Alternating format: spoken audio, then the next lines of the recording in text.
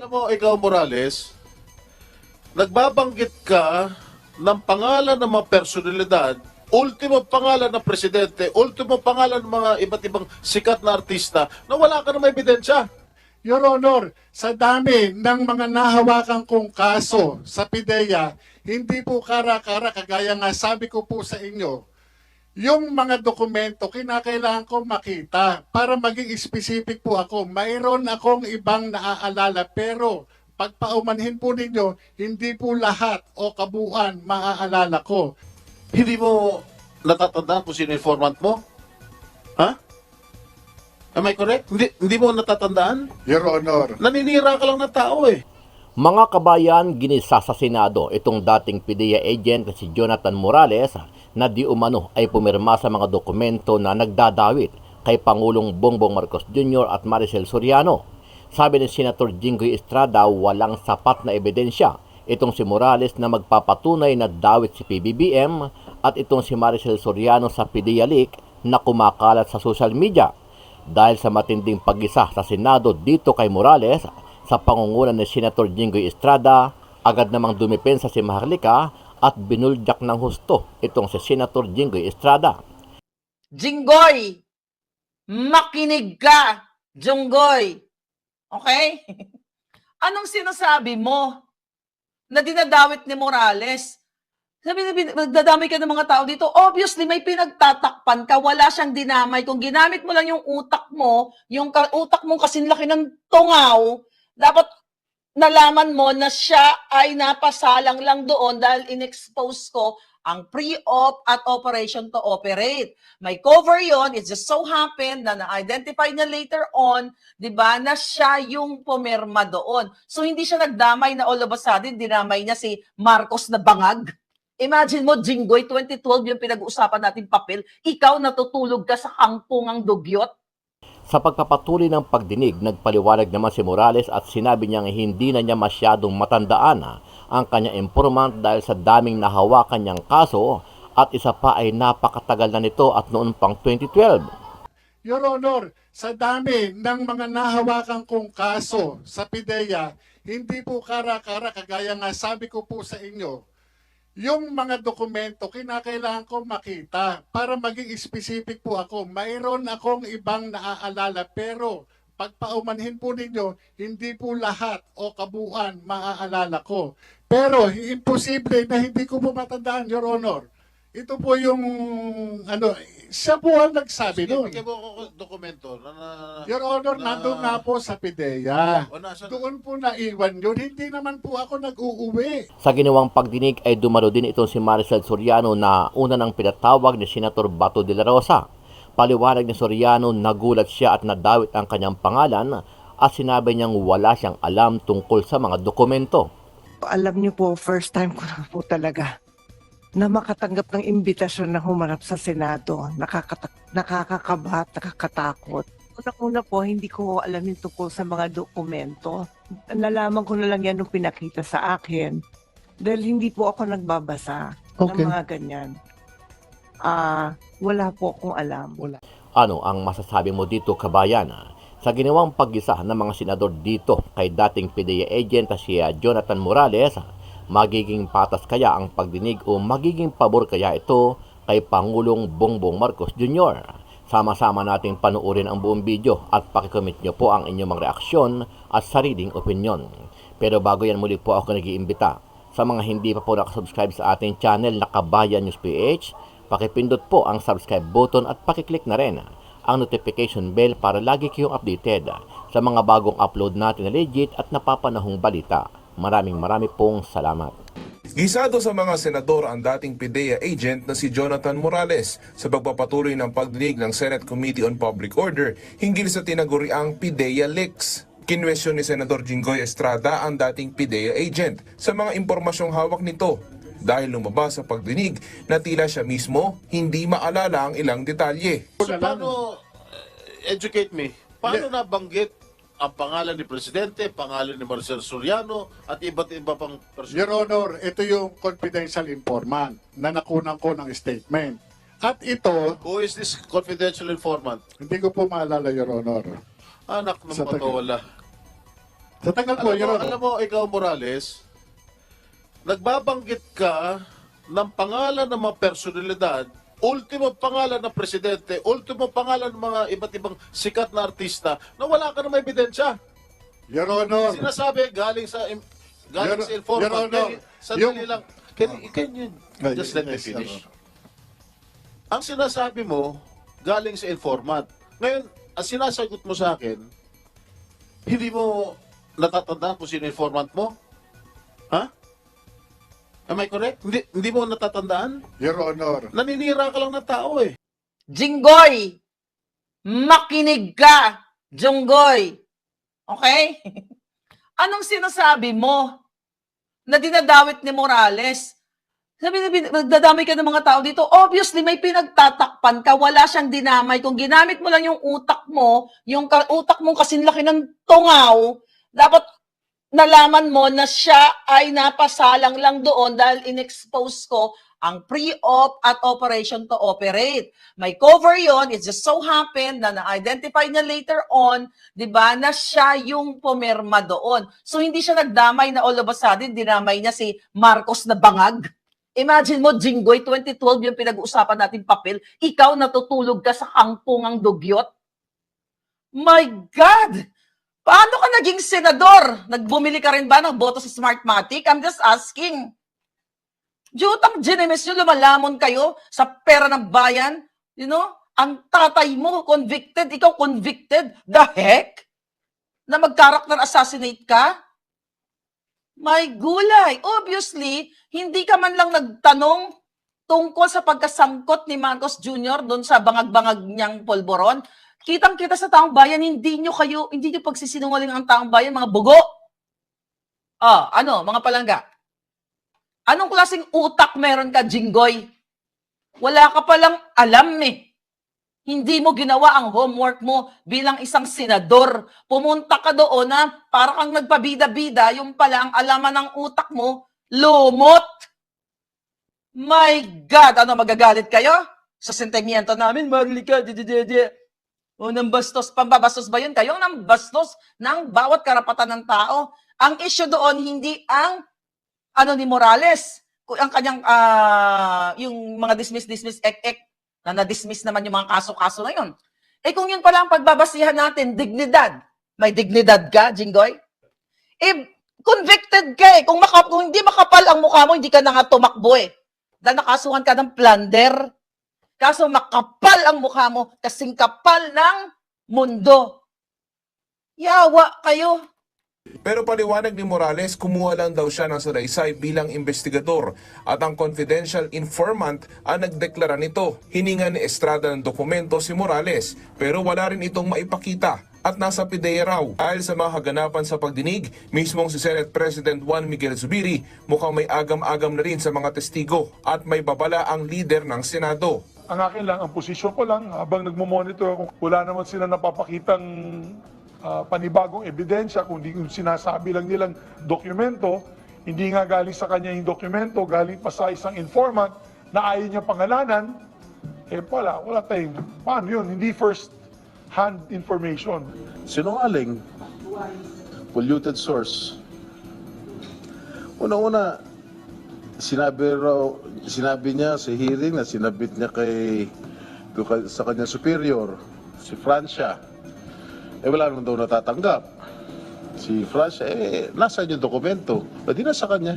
Siya nag-leak. As far as I am concerned, I've already established that the President is not involved. The President is not included in the drug list. And even Marisol Soriano, hindi porket kalyado ko si Presidente, we'll just base it on facts. Alam niyo po, first time ko na po talaga na makatanggap ng imbitasyon na humarap sa Senado. Nakakakabahat, nakakatakot. Una-una po, hindi ko alam yung tungkol sa mga dokumento. Nalaman ko na lang yan nung pinakita sa akin. Dahil hindi po ako nagbabasa ng mga ganyan. Wala po akong alam. Wala. Ay, nako. Mga giatay, akala nyo siguro tanga-taong bayan, pupunta ka, hindi ka gumawa ng homework mo, bidabidahan ka, sisirain mo yung testigo. Kung gusto nyo siraan, edi sira, ikaw mismo sira ka na eh. Putang ina, ang pamilya mo, di ba? Ano lang nga eh, pinardon nga lang yung tatay mo eh. O sige nga, kung pag-usapan natin yung kredibilidad nitong ni Morales, sino may kredibilidad? Siya, yung mga ginaso sa kanya, dismiss. Ikaw, convicted. Ano 'yon? Sino may kredibilidad? Yung nagtatanong na convicted sa bribery o itong si Morales na kinasuhan ng patong-patong na mga yawa diyan sa PIDEA na mga tiwali na ano naman siya na dismiss naman. O sige nga. My God. Oh. Ngayon, ano mga chika-chika? So obviously si Jinggoy Estrada ay tinanong ko nga doon sa nabayaran ka na rin ba? Tingnan nyo. Nasungal na lang ka na ba ni Lisa? Ano yung mga ujutak nyo, mga jutak tungaw? Oh. Dali lang. By the way, yung Facebook Marlica Network ko, nakikita ko siya. Sa akin, hindi siya unpublished, siya inyo lang. Okay? Gusto ko lang sabihin sa inyo. We'll deal about that later. Ijugjugin muna natin, boljakin muna natin mga yawa na ito. Ngayon, ano yung mga in-air doon? Okay, mag-comment kayo dyan kasi sabay-sabay naman tayong nanood di sabay-sabay tayong magkomento ng bonggang-bongga. Nagtatanong, okay? Kaya nga ang tanong ko sa kanya, ano tawag dito? Nasungal na lang na nga ba siya? Galit si Maharlika, Jutang Genimes. Di ba? Ang layo-layo ng issue ng pagtatanong ni Jinggoy. Alright? Bakit nung tinanong mo si Francia, yung Director Francia, bakit ikaw, Jinggoy Estrada, bakit hindi mo siya sinugsigaw-sigawan? Morales, huwag kang ano-ano dito. Bakit kay Francia, sa mga taga-PIDEA, ang bait-bait mo? Kaya nga, bakit kinausap ka ba ni Lisa? Sinungal na lang ba? Kasi kung ganyan ang attitude mo, yung demeanor mo, misdemeanor, kung ganyan ang personality mo, hindi lang dapat kay Morales ganon. Dapat gigisahin mo rin si Francia at ang mga kada-PIDEA. Pero obviously, sa mata ng taong bayan, ang utak mo, lumot! Your Honor, ito yung confidential informant na nakunan ko ng statement. At ito, Who is this confidential informant? hindi ko po maalala, Your Honor. Anak ng Sa taga- patola. Sa tagal po, Your Honor. Alam mo, ikaw Morales, nagbabanggit ka ng pangalan ng mga personalidad, ultimo pangalan ng presidente, ultimo pangalan ng mga iba't ibang sikat na artista na wala ka na may ebidensya. Your Honor, Sinasabi galing sa informant. Your Honor, Sandali lang. Can you Ay, just let me yes, finish? Your Honor. Ang sinasabi mo, galing sa informant. Ngayon, ang sinasagot mo sa akin, hindi mo natatandaan kung sino informant mo? Ha? Am I correct? Hindi mo natatandaan? Your Honor, Naninira ka lang ng tao eh. Your Honor, pagpaumanhin niyo po, ako po bilang investigador, kumuha lang po ako ng salaysay. Ang confidential informant po, yung nag-declare. Yung pong lahat ng kanyang testimonya, nireduce ko po yun doon sa kanyang sworn statement. Ang aking motivation para kunan siya ng salaysay ay dahil doon sa dala niyang litrato, 5 pirasong litrato. Na yung litrato na yon, na pinrint, magmula doon sa kanyang cellphone, pinakita Your Honor yun. Pinakita yun. Yung mga, yung mga tao na naandyan, siya po mismo ang nag-declare. Kahit kilala ko, o nakikilala ko yung tao na naandon sa picture, tinanong ko po sa kanya. Kahit kung ano yung ginagawa doon, tinanong ko po sa kanya. Hindi ko po siya pinangungunahan. Your Honor, sa dami ng mga nahawakan kong kaso sa PIDEA, hindi po kara-kara, kagaya nga sabi ko po sa inyo, yung mga dokumento, kinakailangan ko makita para maging specific po ako. Mayroon akong ibang naaalala, pero pagpaumanhin po ninyo, hindi po lahat o kabuuan maaalala ko. Pero imposible na hindi ko po matandaan, Your Honor. Ito po yung siya po ang nagsabi Sige, nun. bigyan mo ako dokumento Your Honor, nandun nga po sa PIDEA. O, nasa- Doon po naiwan yun. Hindi naman po ako nag-uuwi.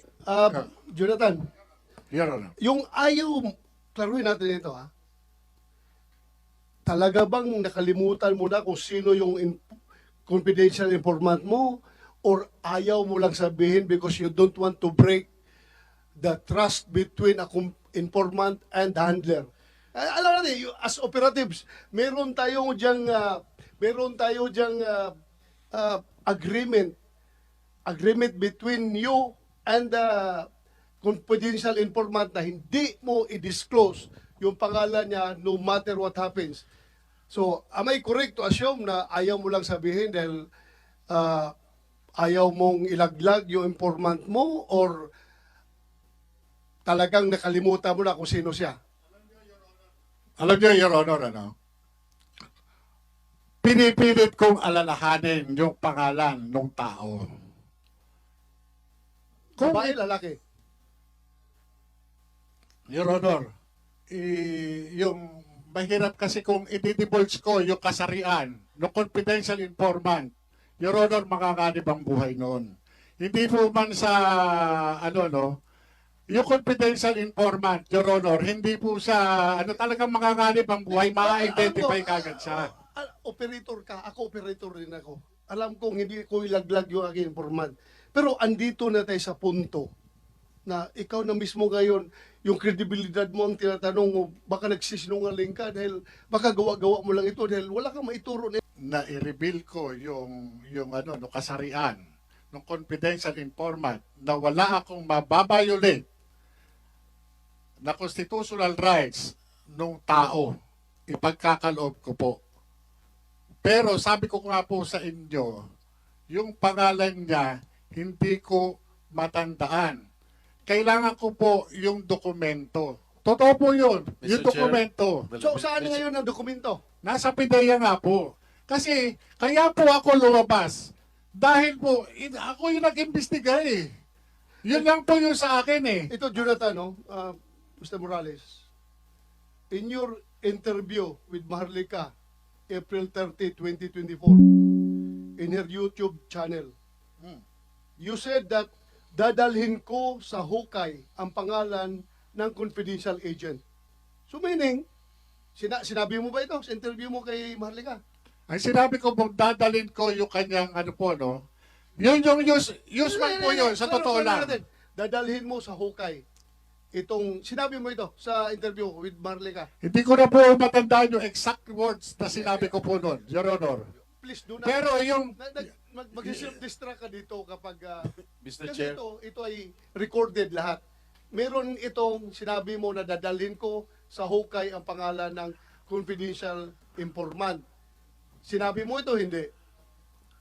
may sinabi nga ako, Your Honor, doon sa identity na confidential informant. Sagutin mo lang diretso yung sagot. Yun po. Yung tanong ni Senator Bato. Hindi ko Sinabi naman- mo ba o hindi? Hindi ko lang po matandaan yung exact phrase, Your Honor. Exact phrase po sinabi mo ito. May sinabi po ako, pero hindi. Your To Honor. this effect. Meron ako sinabi na babaunin ko sa libingan. Yung confidentiality, nung identity, nung confidential informant. Yan po, ito po yung hinihingi ko sa inyo, sasabihin ko po. Kasi, ang hinihingi ko lang po is garantiya. Kasi, kapag sasabihin ko kung babae o lalaki, madali po siyang matutukoy. Bakit naman madali? Opo, kasi O, yung- alam nyo sa sirkulasyon po eh. Sila po yun eh. O, gusto Sila mo, po yun. gusto mo So, magkaroon ng executive session? Gusto mong sabihin in executive session? Palalabasin Yung namin lahat ng pangalan? mga tao rito. Tayong dalawa lang, mag-executive Oh, session. yan. Bigyan Yes, mo Your sa Honor, akin. pagka kayo, pero yung ang pangalan, hindi, pero yung kasarian, sabi ko sa inyo, kahit hindi na po, bigyan nyo lang po ako ng garantiya na hindi ako ma-incriminate. Your Honor, yun lang po. Paano ka ma-incriminate na kasarian lang pala sabihin mo eh? Anong population ng gender na lalaki o gender na babae sa buong mundo? Your Honor, pagka nagsabi ho ako, masusunog. Wala na magtitiwala sa law enforcement. Oh, Lalo regardless. sa magbibigay ng Kasi trabaho. ngayon, ikaw ang nasusunog ngayon eh. Kapag hindi mo sasabihin, ikaw ang nasusunog. Ito totoo lang ha. I am giving you an advice.